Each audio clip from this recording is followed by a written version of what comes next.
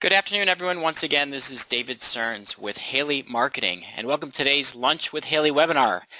Today we are talking about one of my favorite topics, direct marketing, and how you can turn cold calls into warm leads. Now, don't get me wrong, I love inbound marketing. I love all the incredible things that our clients are doing with social media and their websites and landing pages and really cool things to bring people to their sites and generate sales leads and generate more candidate job applications. But sometimes the shortest path to a sale is to go direct to the prospect. And as an industry, we know this. We've done this forever. We know how to pick up the phone and make cold calls. But while I'm a huge fan of direct marketing, I've never been much of a fan of cold calls because I hate to see people waste their time. And when you're making lots of cold calls, 90 to 95% of the time you're spending is on an activity where you're not getting a direct result. So what we're going to talk about today is how you can make your calling efforts much more productive. So the agenda for today's webinar, we've got a few things we're going to cover. So first thing we're going to take a look is the challenge and why it's so hard to generate new interest from prospects when you're selling staffing services. We're going to take a look at the direct marketing solution. We're going to kind of define just what is direct marketing, what are some of the tools that you can use, how do you integrate it into your business. We're going to take a little bit of a look at proof. Does this stuff really make an impact on staffing sales? I'm going to show you examples of a few case studies, some examples of the creative that was used that enabled some clients of ours to achieve some pretty spectacular results. And we're going to spend the bulk of the time today on how to design your own kick-ass direct marketing campaign. I'm going to show you step by step of what it takes to put together a really effective approach to direct marketing in the staffing industry. And as usual, as we go through Lunch with Haley, if questions come up, please go ahead, use that question chat window. I will do my best to incorporate your questions into the presentation. Anything that I can't get to, we'll do at the end. And if I miss it there, then there'll be my contact info at the end of this presentation. Please don't be shy. Reach out, ask questions. We are here to help. And the first question has already come in saying, is there going to be a recording of this webinar available? And the answer is yes. We're recording it. It will be available on the Lunch with Haley website. In fact, all of our webinars can be found there. If you haven't checked out the site recently, there's a tab that says On Demand Webinars, and you can go listen to any of our past webinars whenever you'd like. All right, so let's talk about the challenge. Now, according to the American Staffing Association, there are approximately 17,000 staffing company branch offices in the United States. So for people on today's call, I know we've got some from Canada, some from South Africa. I know we're going to have some people who are listening in from Australia. I don't have the exact counts from every other country, but the numbers are going to be similar. There's a lot of companies selling staffing services in your local market. Now, if you figure there's a two plus sales reps on average per staffing branch, that would give you about 35,000 staffing sales reps. I know some branches have no direct salespeople. It's a selling branch manager. I know some branch locations have 8 and 10 and more sales reps. So I just, for the simplicity of doing this math, used an average of just over 2. And then we looked at it and said, well, what are the weekly sales call quotas in most staffing organizations? And the numbers that I've heard over the years range from low end around 50 calls that are expected out of a sales rep to a high end of about 125 calls made per week. So if you take the number of salespeople and you multiply it by the number of calls being made, that is a whopping 1.5 to 5 million staffing sales calls made every single week. Now, is there any wonder that it's tough to get through to people? Picture being on the receiving end. Now, clearly there's not a million calls happening in any single local market, but when you talk to HR people and say, what's your number one job frustration? Very often, if it's not number one on the list, it's in the top 5. It's calls from staffing salespeople that are one of their top annoyances because they don't like to be interrupted. They've got a lot to do, and typically they're a little short-staffed in their department. It's no secret that HR doesn't want us to call or really to interrupt them with emails, and they sure as heck don't want us to stop by. And they really don't want you going around them to go directly to the hiring managers, and they don't want to be interrupted, and they really don't want you even to sell. So the challenge we face in selling staffing services is we're dealing with an audience that doesn't want to be sold to. And that's not unique to staffing. There's nobody in the world sitting around saying, I want to be sold to. And in staffing, I think it's tough because we have multiple levels of decision makers. So we might go into HR and they're already being bombarded by sales calls from our competitors. But even when we try to get to those hiring managers, the department managers, the executives, the frontline supervisors, they don't really care about staffing. That is, of course, until they need to hire. For them, staffing is a secondary challenge. Their primary challenge is selling something that their business sells, or finishing something, a project they have to get done, or delivering something, getting their materials, their goods distributed to people. It may be internal, maybe proving their own worth, but those department managers, those executives, those supervisors, staffing is not a primary concern until they have jobs that aren't filled, until they have work that isn't getting done, deadlines that are being missed, until they have a business problem for which staffing is the solution. And that's why cold calling is really a tough way to start a relationship. We are in a relationship-driven industry. The phone, and please, nobody take me wrong here, I am not saying don't use the telephone. The phone is absolutely essential to your success in staffing. It's essential to building relationships. It's essential to maintaining and deepening relationships. But when we're using the phone as a way to interrupt people with an unsolicited call, that's sort of an antagonistic way to start a relationship. And that's not the way we want to open the door. It doesn't set the tone for coming in as a problem solver. Your doctor doesn't cold call you every night to see if you want to come in to be treated for an ailment. You go to them when you have a need. Our clients want to come to us when we have a need. And what we're going to talk about is how to use direct marketing to get those clients, those employers, to see you as the doctor with the solution to their ailments. So, but you may say, David, wait a minute. We don't just pick up the phone. We always email people first. Well, what about email? Well, let's do a little math on the email side too. So I did some research before today's presentation, and I learned that the average manager gets 88 emails every day. The average manager spends 15 seconds per email. That's not a lot of time. So even if you can get your email to the right person, how do you get that person to read it, and how do you get them to take action? And just a little more data, in business-to-business email marketing, the average open rate for an email, people who open it and read it, is only 21.6%. Here's a really sad one. The average click-through rate, somebody who clicks on your email to take an action, is only 2.9%. So I'm a huge proponent of email. From a return on investment standpoint, it is still the #1 marketing tactic.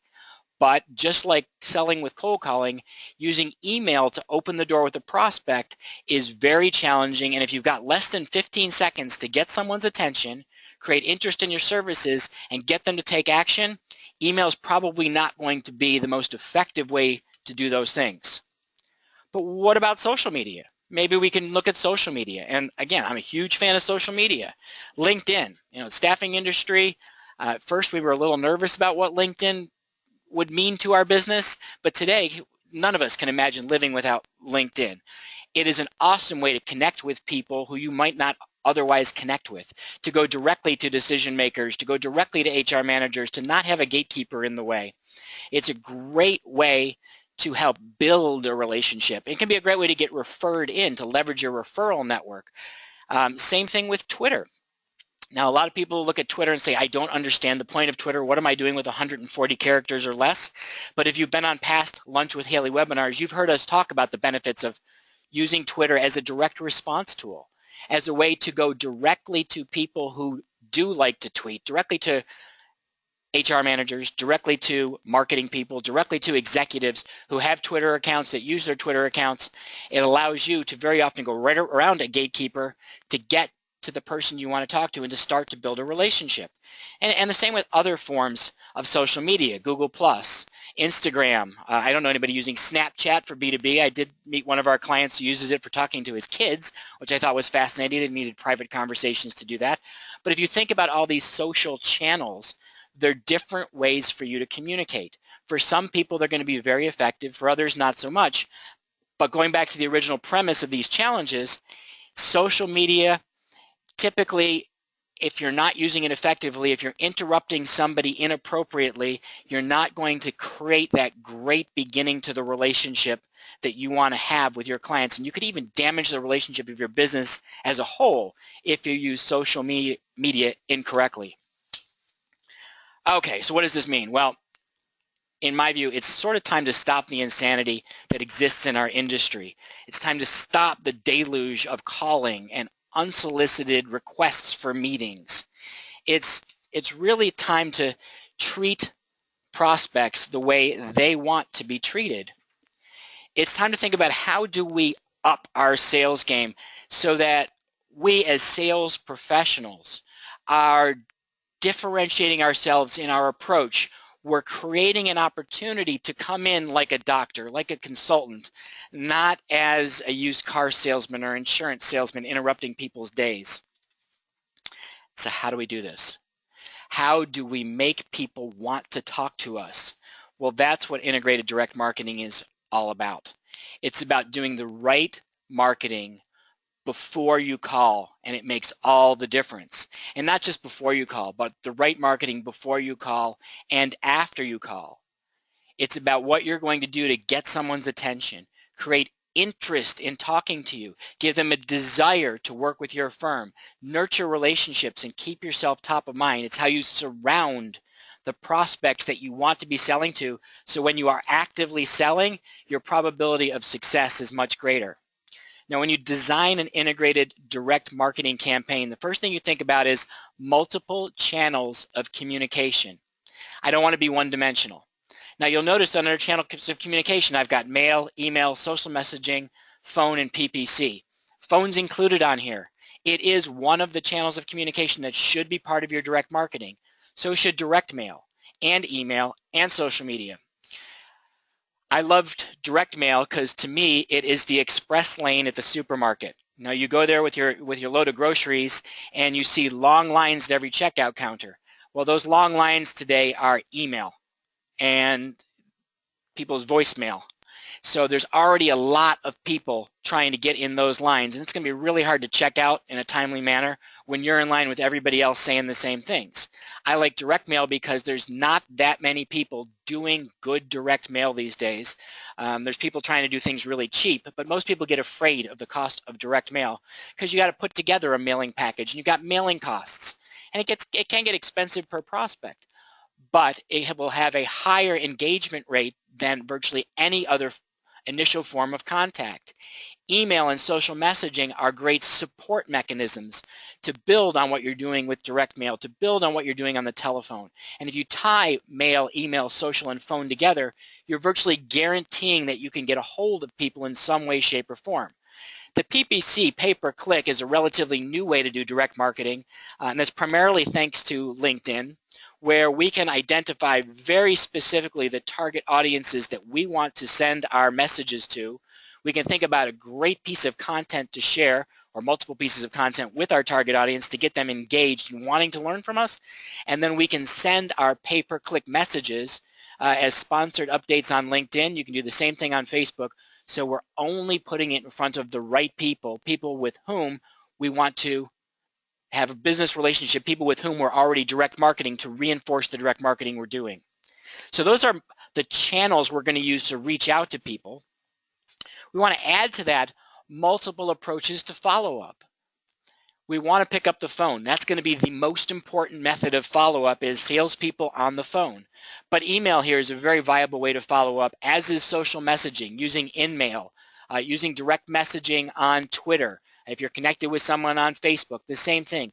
I want to use multiple ways to communicate with people because I may not know how they will respond best.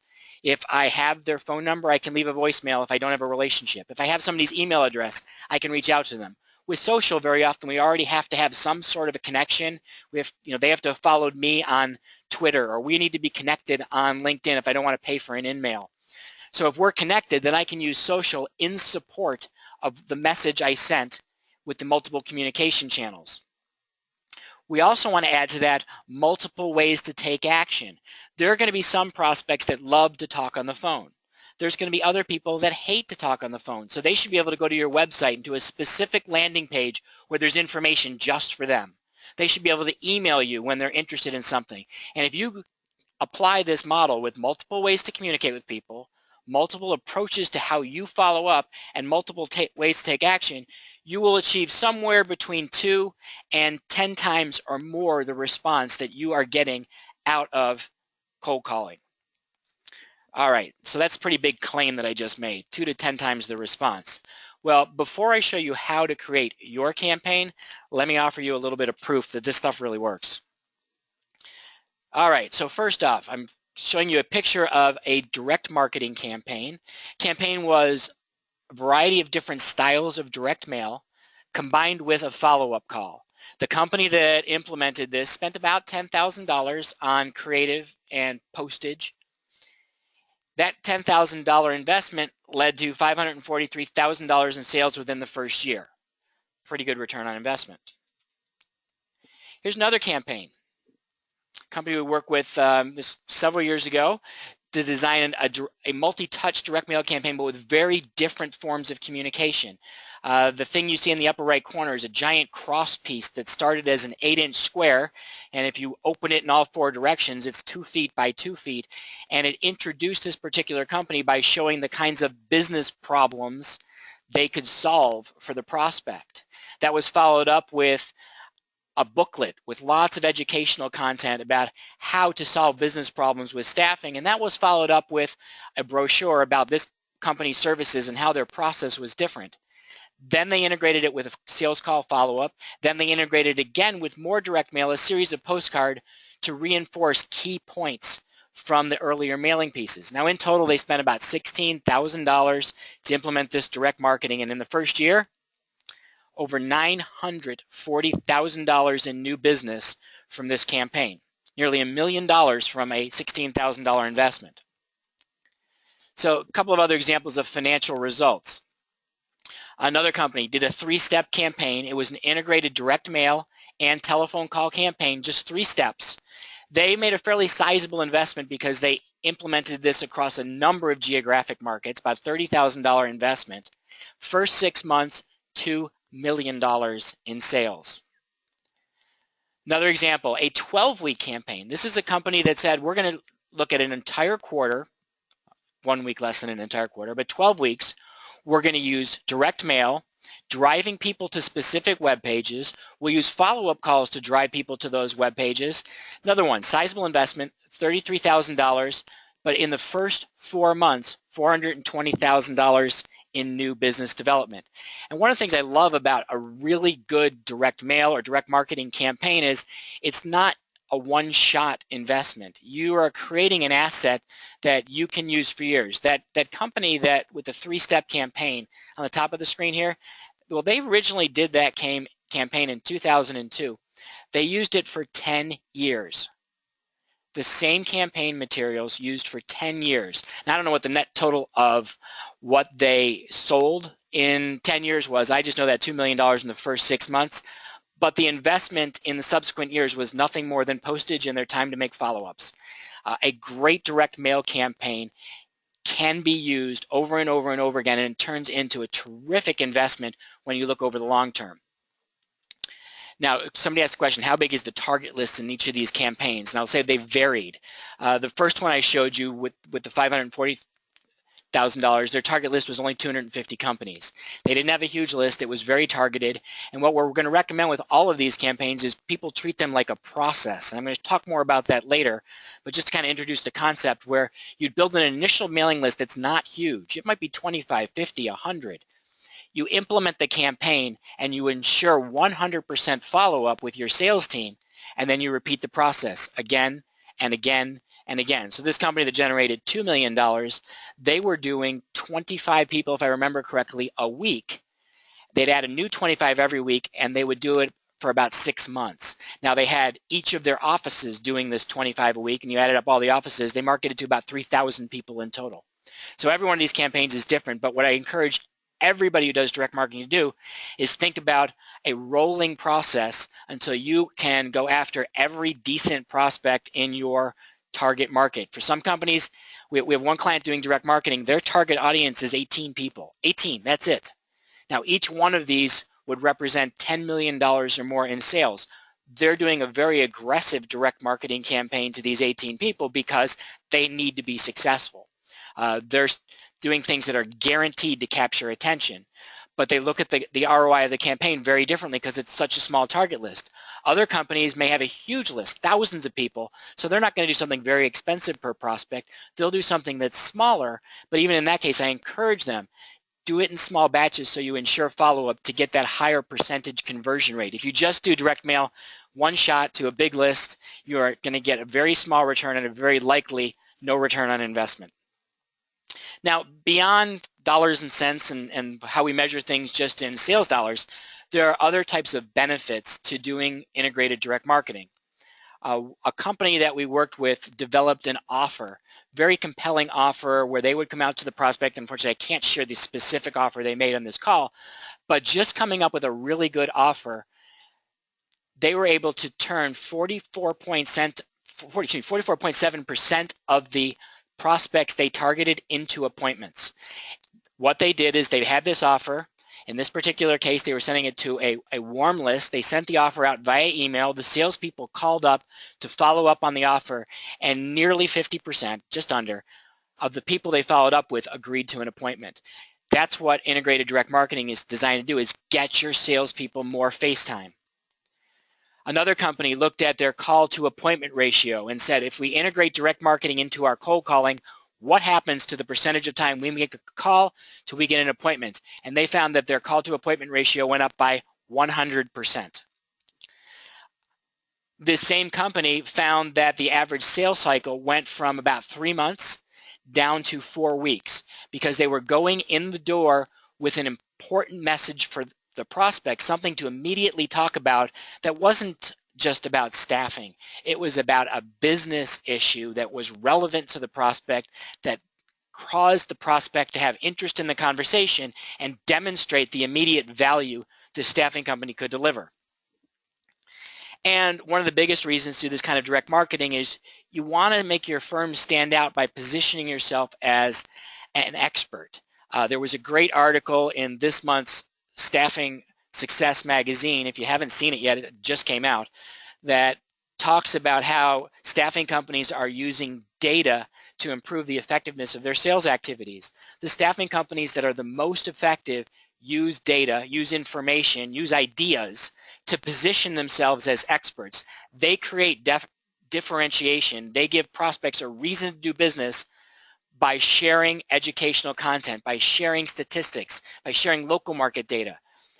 The direct marketing campaigns are the best way to share that kind of information, and when you do it consistently, it positions you as an expert, and that's the kind of business someone wants to work with. If you go back to my doctor analogy, which doctor do you want? Do you want the specialist who knows the most about your field, about your particular illness, or someone of your gender or stage in life? Or do you want the generalist that's the cheapest? Well, certainly, you want the person with the greatest expertise. And in staffing, we see a lot of people asking for the generalist with the least price because they don't see an expert that they perceive can deliver more value.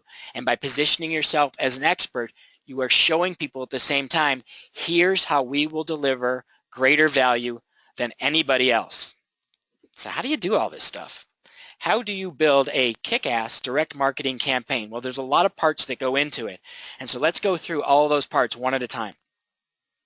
All right, first up, let's look at the 3 most essential elements of any direct response marketing. And these are your list, your offer, and your creative. Now let me explain this. The list is who you're going to target. It's the companies that you want to go after. It's picking people who are your ideal prospects. They may be ideal because they'd be the best fit for your company, because they'd represent a significant source of new revenue, or more, really the best ones are the ones that you're structured to provide the greatest level of service. Maybe you specialize in recruiting the kinds of people they need, or you're really good at dealing with the kinds of business challenges they have in their industry, or maybe they're a similar size to you. One of the huge mistakes I see staffing companies make is you'll see a little company that thinks their target list is the Fortune 500. Well, yes, those would be great clients to get because they're huge, huge volumes. But guess what? As a little staffing company, you're going to have a hard time effectively servicing the Fortune 500. Maybe you can do a local office, but you're not going to be their national provider. And even if you could be, you're probably not going to like playing through their MSP or a VMS and having to sell on price. So part of thinking about the list is developing the demographics. What size companies are the best for us? What industries? What geographic locations? Who do we target? Are we really good at selling to strategic decision makers, higher level decision influencers, or are we better at selling to HR and order placers? What is our current relationship? Do we want to direct market to people we've never talked to, purely cold leads, or do we want to direct market to people we have a lukewarm relationship with? Maybe we've talked to them they've never done business with. Or do we even want a direct marketing campaign to existing clients to try to cross-sell and deepen our relationships? Because in determining who you target, that's really going to drive the message that you include in the offer and the creative. Where a lot of companies make mistakes besides going too big is that they just buy lists, and I'm sure everybody here gets those solicitations. We have a great list for you that we can sell to you of decision makers in your field, and very often a purchase list is the place to start. But then use your own services, get a temporary employee, do some research, get as much information you can about everybody on your target list. And that's why we recommend doing direct marketing in small batches. If I know information about each firm that I'm marketing to, I may be able to customize the direct mail materials, but even if I don't customize the direct mail, the salesperson can customize their follow-up so that it's now personalized for each prospect, which is going to dramatically increase response. So if I'm only following up with 25 people in a week, pretty easy for me to personalize my follow-up. If I'm following up with 2,500, not a chance I'm going to do any personalized follow-up, which is why my response is going to be a lot lower. So of the total response you get to direct marketing, about 40% is just the names you put on the list. Are they the right list for the campaign you're creating? The second is the offer. The offer answers the question, why will someone respond to you? What are you offering them? Now, try to think beyond, I have to offer a discount on your services, because discounts, particularly in staffing, are pretty lousy offers. Number one, the discount usually doesn't benefit the HR manager who's placing an order. It benefits their company, but it doesn't benefit them. Number two, it doesn't eliminate the risk of changing from one staffing supplier to another. So a discount typically is a pretty lousy offer in staffing.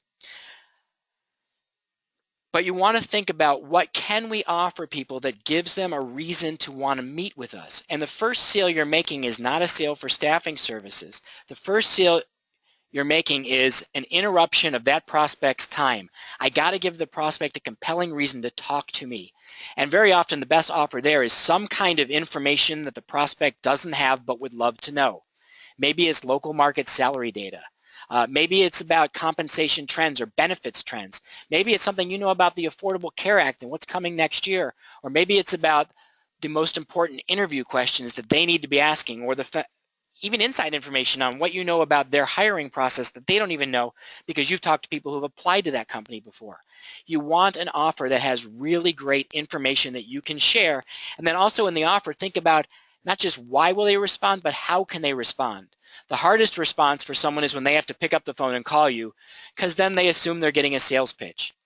So you may want to think about, can I drive people to just email me, or drive them to a landing page where if they don't want to talk to me, they don't have to.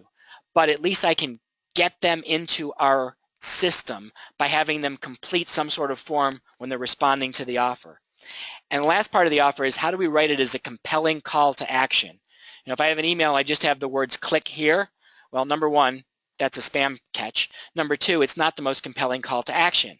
So, discover 3 ways to never make a bad hire.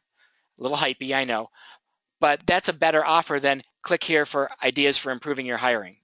So you want to think about the call to action itself, that one line you're making to make it as strong as possible to get people to respond, and then give people as many different ways to respond to your offer as possible. And just like the list, that offer is about 40% of your response. Now we're down to only 20% left, and that's for the creative. Now when we design direct marketing campaigns, that's the fun part. That's when we think about how we're packaging our message. That's when we think about, are we going to do this with direct mail? Or are we going to do it with email? Are we going to do it online with social media? Are we going to design really cool advertisements for PPC? Are we going to design a landing page to convert? It's all the fun stuff in the marketing. And but that's only about 20% of the response. Now that 20% is critical because the creative has to be appropriate for the audience. It has to break through the clutter, and we're going to talk about that in a minute.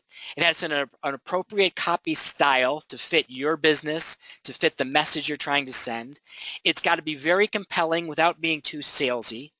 And then you also want to think about, do I want this one step, do some sort of marketing and then call? Do I want multiple steps? I particularly am a big fan of multiple steps because usually I want to do something that's a teaser to get the prospect's attention and then hit them right between the eyes with something bigger that makes them want to talk to me. But sometimes one shot's all we're going to get, and I have to be really aggressive on that first mailing. We're going to Staffing World next week, and the American Staffing Association lets us use the list of people who are going to Staffing World one time. So we can't do a multi-step campaign, so we had to have something really great to make people want to see us next week in Nashville at Staffing World. So we created an excellent campaign with a box that we sent out because there were 200 people. Some of you are getting this box if you haven't already. 200 people who are getting a box from us to introduce you to Staffing World in Nashville and to make the whole experience of Staffing World awesome. It's not just about why you should buy from Haley Marketing Group. It's about how to enjoy Staffing World. We want to do that because it's relevant. We know it's a targeted list, but we're doing it with a one-shot package because we're only allowed to mail once. If we could mail multiple times, we would have done this in steps. So the best creative campaigns are going to integrate multiple forms of communication, mail, email, social, with multiple points of contact, repeating the message over and over and over again, just in case the prospect missed it the first time or didn't understand what you're saying the first time. We want creative that repeats the message. Now, when thinking about designing the campaign, before we get to what we're going to do with the creative or picking the list or creating an offer, we really want to start with a specific goal in mind. What is it that you're really trying to accomplish? Obviously, we want to get prospects to buy from us, or maybe we're recruiting and we want to get candidates to apply for jobs. But that might not be the goal of the direct marketing. That might be the end goal. But the direct marketing has an intermediate step goal. My goal is to get them to a web page where they take an action. My goal is to get their email address. My goal is to get the first conversation with our sales team. And in terms of goals, you want to think about, am I looking for inbound sales leads? I'm going to do marketing because it's got to go directly to generating a sales lead, meaning they've requested information on your services or a candidate's applied to a job. Am I looking just to improve the response to our sales activities? I want to warm up the prospect. I want to give them an impression of what our company is all about. I want to just create awareness and that favorable impression. I want to create a conversation topic that my sales team can respond to or follow up on so that prospect says, yes, I want to talk about that. That's a big issue for us. Am I trying to position the firm? So is the campaign's goal just to set up your positioning, how you're different than the competition, or what specific problems can you solve?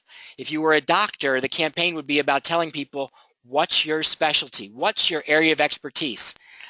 Anyone who's a fan of Vern Harnish and read any of his information about how to do strategic planning, he talks about defining, and I believe Jim Collins does this as well, defining your differentiation, your positioning as what's the one thing we're the best in the world at doing. And so in your positioning, you're thinking about what's the one thing we're the best in the world at delivering. Is it some aspect of your service? Is it about the kinds of people you recruit? Is it about your follow-up, your screening? Is it about your talent preparation, your orientation? You want to position your firm around a problem, around an interest that the prospect has. That's the best way to get someone to respond to your direct marketing. Maybe your goal is simply education. Maybe you're trying to teach somebody how to be a better consumer of staffing services. I know a lot of staffing companies and a lot of recruiting firms get really frustrated with how slow clients are when it comes to responding to candidates, and how HR departments seem to think they have all the time in the world to get back to you. Well, there's some compelling data as to why that's a mistake, and maybe in your whole purpose of your direct marketing is to educate them about the value of speed and simple things they can do to speed the process, and how working with you will accelerate hiring, which improves their access to the best candidates. So education can be a great goal, and it's a really easy goal to get a response because there's no risk to the buyer to consuming education. You're on today's webinar. Am I making a sales pitch for Haley Marketing Group? Absolutely not. It's educational. I hope everybody can learn something, take away ideas, design your own direct marketing campaigns. So when you get home, you're saying, I want to do this. I want to implement this. Well, you want to do the same education for your buyer. And as you saw for signing up for our webinar, there was no pain. You responded to an email, or you visited our website, or you saw us on social media, and you went and you signed up for a seat. No cost, no obligation. We're not going to harass you with follow-up calls just because you showed up. You want to do the same thing with your clients. You want to make education something you're doing to add value, because that makes people want to get more education from you, that positions you as an expert, that makes people trust you. And now when you do sell, it's going to make your selling activities more effective. And maybe the goal is simply to nurture existing leads. You may have a lot of people you've talked to over the years that didn't need staffing, or they were happy with their current vendor, or maybe they told you they don't use staffing services. Well, we want to nurture those prospects. I never believe when somebody says we don't use staffing services or we're happy with our current vendor. I don't want to give up just because they're giving you an excuse for not doing business with you. So I want a campaign that's going to consistently keep me in front of that prospect, to reinforce my positioning, to educate them about the value we can deliver, to consistently address problems we can talk about, to give the salespeople an excuse for making follow-up calls. So a nurturing campaign sort of has all these goals in mind. Is I want more people coming inbound. I want our salespeople to have more response to their follow-ups. I want our positioning strengthened. I want to educate people, because if I do that kind of nurturing, ultimately we're going to get more business out of those people who said they weren't buying today. And when someone says they're not buying, what they really mean is we're not buying today. All right, so you start with a goal in mind. The next thing to think about is creating an awesome core story. Now, what's a core story? I found this great graphic, which wasn't about storytelling in the world of marketing. It was about storytelling in the world of entertainment, but it fits to marketing really well. Storytelling, the art in which a teller conveys a message, information, or knowledge to an audience in an entertaining way. Couldn't be a better description of how you should develop your core story for marketing. Now, the only word that's missing here is probably conveys an educational message. But you're conveying information or knowledge to the audience in an entertaining or an engaging way. It's not a sales pitch. Your core story is not why you're wonderful, why you're different than the competition. A core story teaches a useful insight. It provides people with a lesson that you can apply to their business, whether or not they work with you. It piques their curiosity because it makes them want to know more about this story you're telling, so that you can come in and talk to them about it. It positions your firm as an expert or a specialist. When we get to some of the samples coming up in a minute, you'll see some examples of companies that developed really good core stories around issues that mattered to their clients. The core story is client-focused or candidate-focused. It is not ABC staffing focused. It should be about you the client, and what you need, not we the vendor and what we can deliver. The what we can deliver is a byproduct of the core story. And when we start a direct marketing campaign talking about we tend to turn off the person we're marketing to, because they've heard the sales pitches before. It doesn't engage them. When we talk about you, it gives them a reason to want to listen, because we're talking about the issues that matter to the recipient. All right, my favorite part. Now we are into creative. So you have to be bold. And a lot of staffing companies are afraid to be bold. If you don't make your marketing stand out, if it's boring, if it's Me Too, if it's really conservative, you are not going to get someone's attention. You have to do what it takes, whatever it takes, to capture attention. So sometimes bold can be big packages, like a donkey mailed with a card that says, because hiring is a pain in the ass. When you're safe in your marketing, you don't make your marketing stand out. You don't make your marketing memorable, and you don't get much of a response. But bold doesn't mean you have to be that in someone's face. Packages are a great way to be bold, and they're very hard to ignore. So here's a company that was introducing its services to prospects, and they put together a nice package with a brochure about how they deliver better competitive advantage and how flexibility is a source of competitive advantage, their core story. And then they had a promotional item, a fun series of magnet paper clips, kind of reinforcing their flexibility message they included in the package. There are going to be very few people who receive a giant blue box in the mail that don't open it and that are not intrigued to at least see what's this about. Is it more expensive than picking up the phone? You bet.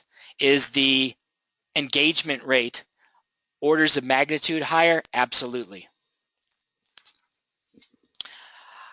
You want to, in being bold, when you can, address key business issues.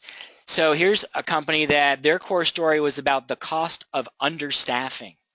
That they service a lot of manufacturers who believe in lean manufacturing, and those manufacturers had cut their workforces down to a level that it was hard to boost productivity any higher. But there's a cost to all that cutting. Yes, productivity numbers may look great, but usually there's a lot of burnout, there's a lot of turnover, there's costs to scrap and rework. And this particular company went and did their homework, and they figured out what are the economic costs of being understaffed. And they made their core story all about understaffing, and then they marketed to these employers about the high cost of not having enough workers, trying to get people to think about using supplemental staffing, temps, to fill in so they don't have to hire full-time employees.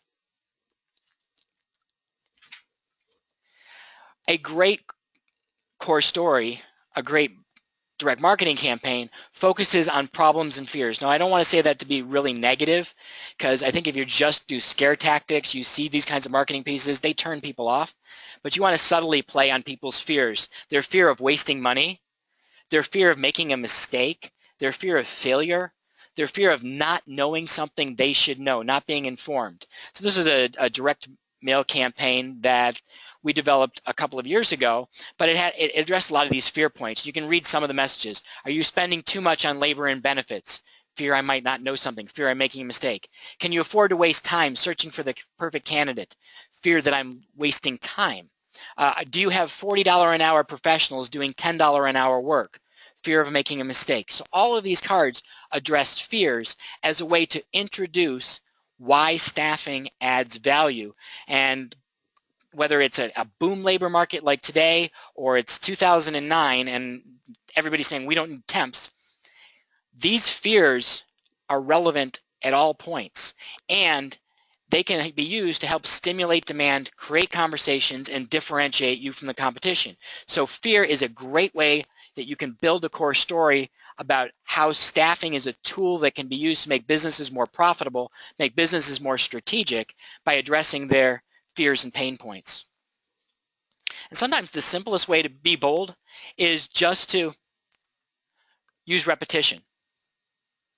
So repetition can break through the clutter just by having a great message and doing it over and over and over again through a series. Now, this particular campaign was all about postcards. It was a fairly large audience, low cost per postcard, but strong messages. And as you can see, the message here isn't about staffing. In fact, you have to sort of work hard to realize this is a promotional campaign from a staffing firm, because it's about the value of staffing to help employers achieve more, reduce risk, get more time, have more freedom to focus on what's important. All the elements of the value proposition of using staffing services without saying, you should buy staffing from us. Being bold is about thinking about what you do in ways that the competition isn't thinking about it, in ways that your clients aren't thinking about it, in promoting yourself not just as a staffing company, but truly as a business that solves problems.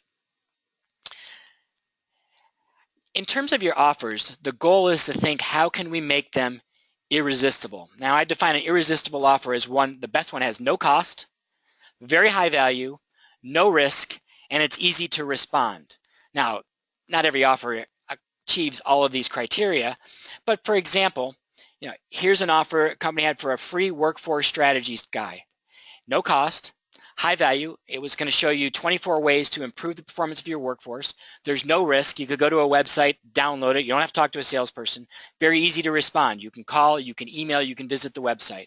Great example of how to take an offer for information, make it irresistible by showing people the value of that information. Speaking of irresistible offers, there's lots of ways to do it. And in our marketing best practices guide, we have a section in there which is called Guide to Irresistible Offers. And I had a lot of fun with this years ago. I took a book on direct marketing offers, and I had tried to apply every single one of them to staffing. So I think there's about 70 different offers that are shown in the back of the Marketing Best Practices Guide. And to make it an irresistible offer to you, it's no cost, it's free. You can get it off our website. The full URL is on screen right now. The easier way to get it is just to go to haleymarketing.com, click on the tab that says Freebies, and go to the ebook for Marketing Best Practices Guide. But come download that, and you can see all of these 70 wacky, wonderful ideas for how to create offers in the staffing industry. In terms of developing the content for your kick-ass campaign, you want to match the message to the audience. And for most of us, there's going to be two primary audiences. There could be additional ones, which I'll explain at the end, but a primary audience number one is going to be a strategic decision maker. This is the big picture person, the problem solver. It could be a business owner, a department manager, a VP, a CFO, a controller. It could be an HR manager who's someone who's on the more enlightened side and thinking about how do we solve problems by working strategically with our staffing partners. These are people who focus on big picture issues. They're going to be interested in cost savings, productivity, and return on investment. With these people, you have to be direct. Hype is a killer in how you talk with them. You want to offer relevant case studies that show you know their industry, you know their challenges, and get to the point. These are people who buy on the bottom line. So you show them, here's how we deliver the greatest value in our services. The other side of the fence are the tactical buyers. These are your order placers, HR coordinators, office managers. These are the people who are constantly saying so-and-so can do it for less. These are pain avoiders. So you want to focus on their pain points. Excuse me for 1 second, somebody said they can no longer hear. Is anybody else having a sound problem? If you just shoot me a message if you can hear me. I'll just make sure that people are hearing. All right, lots of people who can, so I apologize to one who cannot. It is being recorded, so if you can't hear, I promise the recording will be on our website next week and you can listen again. All right, so for our tactical buyers, we want to help them avoid mistakes. We want to help them show how we eliminate pain. We want to make them look good because they want to look good to their boss. They don't care about the big strategic ideas. They want specific tactical things. We've got a client that regularly does webinars, and I was talking with her about the topics. She said, you know, when we do a really meaty, awesome strategic issue, nobody shows up. When we do something that scare the pants off of you, really tactic, small, tiny problem, they'll get as many as 500 companies on the webinar. The tactical buyers like tactical ideas. So give them solutions, very specific solutions to their pain points.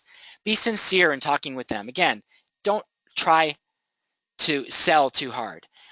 Use peer testimonials with this group. Show that you've dealt with other people like them, and don't look like you're selling staffing. With these people, you're going to have to overcome the price objection. So think about how you're going to show them that ultimately, you're going to help them save money by how you approach services. You may not be the lowest cost per hour, the lowest markup, but you're going to be the lowest total cost of service because of your approach to staffing, and you're going to eliminate pain points that they have. As I mentioned, there's some other target audiences. Some of you may sell to financial decision makers, technical decision makers. The idea is you think about each audience and how do we match our message to the audience. Well, next up is integrating media. So as we talked about before, it's not using one channel of communication. Different people respond to different types of communication. Some people love direct mail. Some people love email. I get more than 88 messages a day. I still love email, but it's hard to get me to respond to an email. Some people absolutely love social. I was chatting with someone indirectly via Twitter, and we both missed each other because neither one of us paid enough attention. But I was chatting with another guy. I was actually ordering services through Facebook because we're directly connected to one another, and that was, I knew he always was on Facebook, and I could get my order placed fastest by going to Facebook and connecting with him. So he just got a bunch of new hockey jerseys for my team because I know that's how to get a hold of him. You don't know how every prospect's going to want to respond, so that's why you have to use multiple channels of communication. And the phone, picking up the phone has to be one of them. Earlier, I explained about pay-per-click, thinking about targeting the same audience with sponsored messages, sponsored updates on LinkedIn or on Facebook, or targeting people on Twitter that match the audience you're direct marketing to, and then driving them to landing pages to get more information, to take action. One of our very successful campaigns is we send out a direct mail card. It's a greeting card style mailer. When people want to see the next step, they go to watch a video on a landing page. Then if they're intrigued, they can schedule some time to talk to us. That campaign is a very high return on investment because the combination of media allows people to do things to get information before they have to worry about being involved in a direct sales presentation. And lastly, look at marketing automation, which is a way to track everybody who's responding to your landing pages, to your emails, to see who's clicking on things, who's responding, and then setting up sequence series of follow-up activities via email, or letting your sales team know, hey, it's time to reach out to this prospect because we've scored them and they've been to our website 6 different times. They just checked out our list of services. They're probably ready for a sales call. Marketing automation is a tool that you can use to track what people are doing in response to your marketing and then to funnel people to your sales team at the appropriate time. Speaking of the sales team, we got to get them involved. We got to get their buy-in up front because if they don't execute, your campaign's not going to be successful. We want their input up front.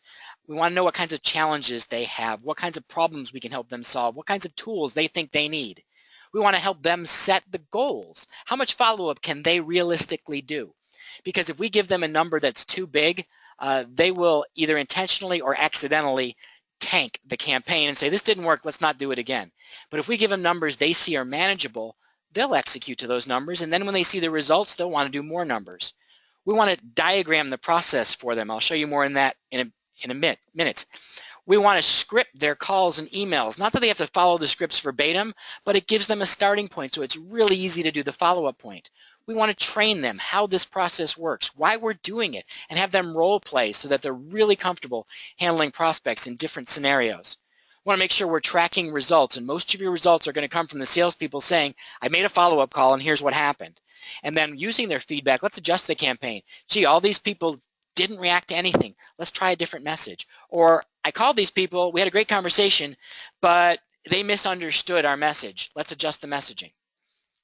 So a good interactive, integrated direct marketing campaign will adjust over time. I talked about making it a repeatable process, and some of you who have been on past Lunch with Haley's have seen this diagram before, but it's just an illustration of how you might take a direct marketing campaign and integrate it with your sales team. So this one shows, here's what we do with prospects, here's what we do with clients. There's a series of 3 direct mail pieces before we call. We're going to try to get people's awareness, educate them a little, position our firm, then salesperson you call, hopefully we'll get an appointment. If we don't, we're going to put them into a process of nurturing where we do a lot of different things, and then we'll call again. For people we already know, our clients are warm leads, we don't have to have a 3-step introduction. We just got a sales letter that's going to go out, and then we're going to put them into the nurturing process because we want to stay in touch with them all the time. With nurturing, we like to be in touch with people at least once a month. Best prospects maybe more often. Occasional users, people you know you don't need to stay in touch with as frequently, maybe a little less often. But the idea to a repeatable process is you can tell your sales team, we're going to follow this structure. Every single week, we're going to put 50 new names into this cycle. You're going to make the follow-up calls for those 50 names at the end of each week, and then we'll put another 50 new names in. So every week, you're going to have this diamond of calls to make as people come out of that 3-step fast-track process. That's what diagramming the process is all about and making it repeatable. All right, and what to avoid? Well, a lot of things can tank a direct marketing effort. One-shot campaigns. I've seen lots of companies try this. Hey, let's try this one direct mail piece, and then it doesn't work, and then I give up.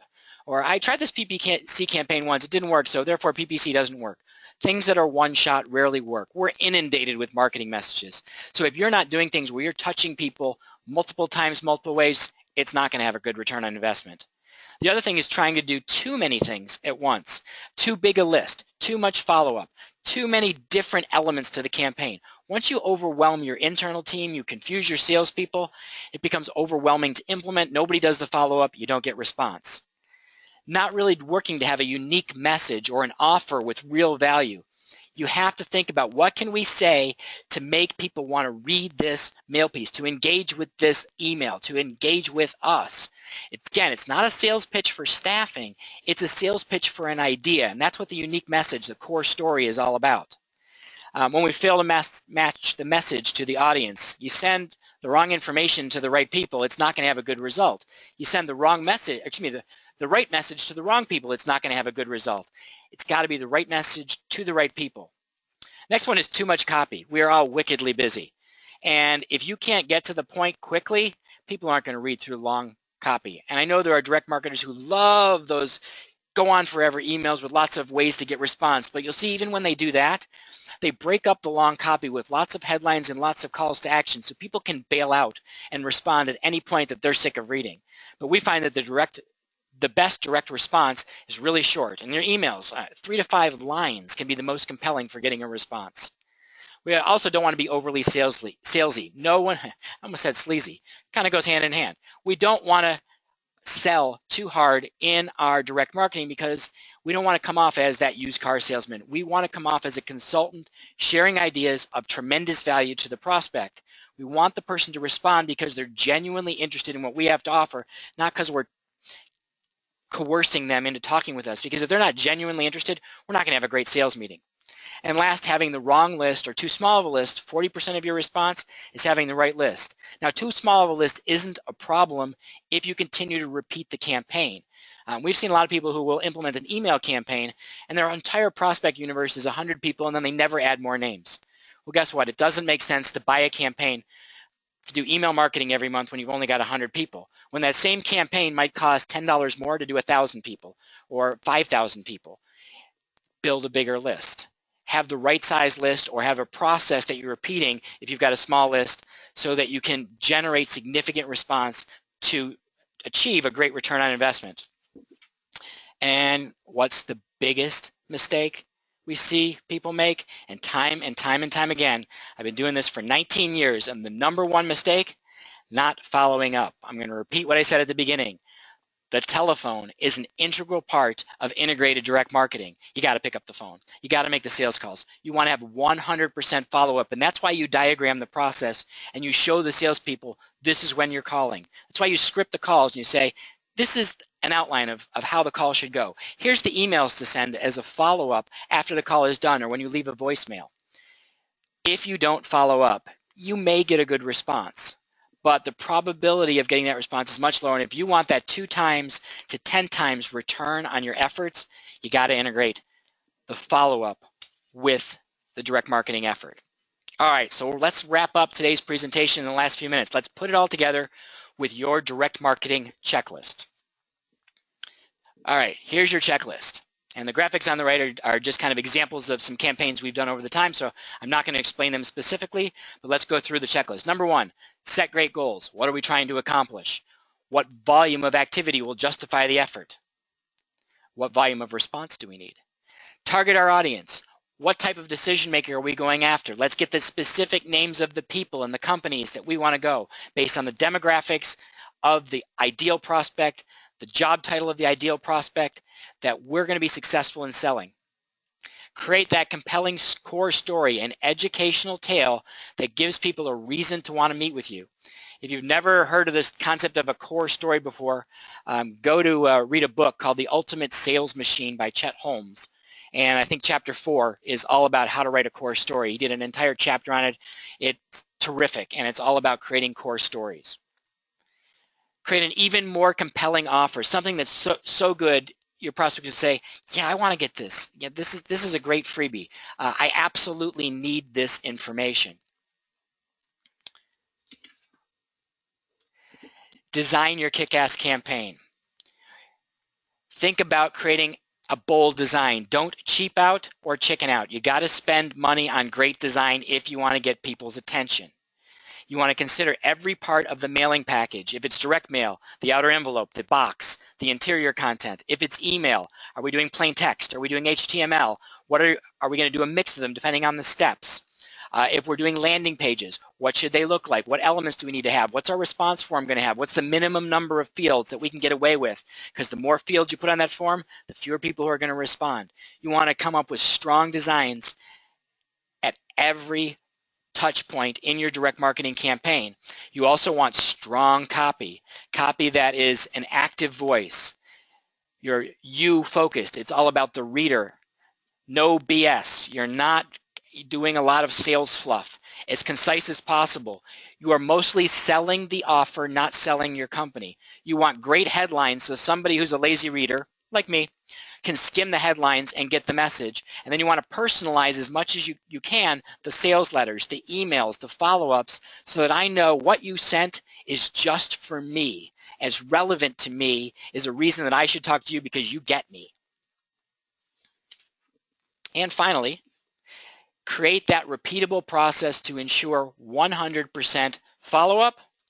Train your sales team why you're doing this, what's the rationale for creating this campaign, how you're going to do it, what's our process, what do the scripts look like, let's role play so you're totally comfortable with it, and when we're going to do it. How does it integrate into your other sales activities? What days of the week are we going to do things? When do we make these calls? When do we make the follow-ups? When do we send the emails?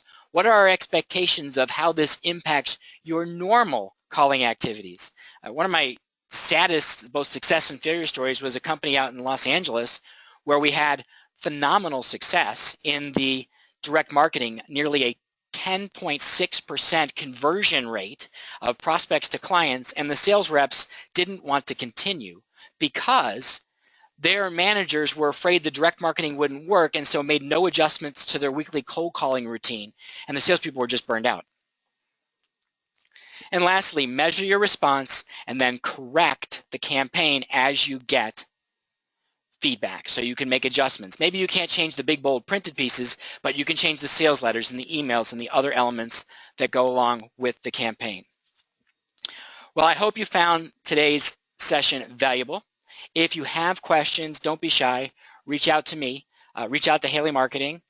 You can reach me, and I apologize. I'm not sure where the contact slide went. I think I must have accidentally left it out. But my email address is D as in David, Searns, S-E-A-R-N-S, @haleymarketing.com. You can always just go to our website, haleymarketing.com. And please, don't be shy. Ask us questions. We are more than happy to help with the integrated direct marketing, the inbound marketing, or any of the other issues that we talked about today. And lastly, to wrap it up, if you are going to Staffing World, please stop by and see us Tuesday night, booth 625. We are going to have lots of goodies. It's our Bourbon and Bonbons introduction to Staffing World 2015. It's going to be a ton of fun. And if you can't go, on Thursday, November 5th, which is just a couple weeks from today, we're going to have the team from Haley Marketing doing a recap of the lessons we learned from this year's Staffing World Conference. And from all of us at Haley Marketing Group, thank you so much for the time today. I hope we'll see you on the next Lunch with Haley webinar.